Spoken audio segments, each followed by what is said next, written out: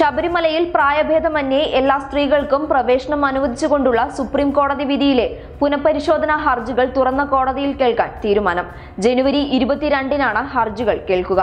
എന്നാൽ September 28-ന് 5-അംഗ bench പുറപ്പെടുവിച്ച വിധിക്ക് സ്റ്റേ ഓർഡറുമില്ല. യുവതീ പ്രവേശനത്തെ എതിർക്കുന്ന ആചാരം പാലിക്കണമെന്ന് വാദിക്കുന്ന വിശ്വാസികൾക്ക് ആശ്വാസം പകരുന്നതാണ് കോടതി തീരുമാനം.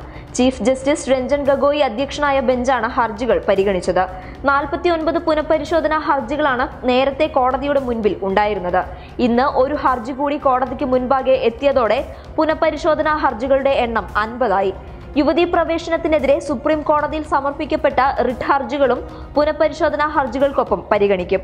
എന്നാൽ വിധിയെ തുടർന്ന് കേരളത്തിൽ രൂപം കൊണ്ട ജനവികാരം കോടതി പരിഗണിക്കുക ആയിരുന്നു എന്നാണ് ഇന്നത്തെ തീരുമാനം വെളിപ്പെടുത്തുന്നത്. സെപ്റ്റംബർ 28-ലെ വിധി സ്റ്റേ ചെയ്യാത്ത പശ്ചാത്തലത്തിൽ മണ്ഡലകാലത്ത് യുവതികൾക്ക് ശബരിമലയിൽ പ്രവേശനം ഉണ്ടായിരിക്കും. ഈ സാഹചര്യത്തിൽ സംഘർഷം ഒഴിവാക്കാൻ സർവകക്ഷി യോഗം മാത്രമാണ് സർക്കാരിന്റെ മുന്നിലുള്ള പോംവഴി.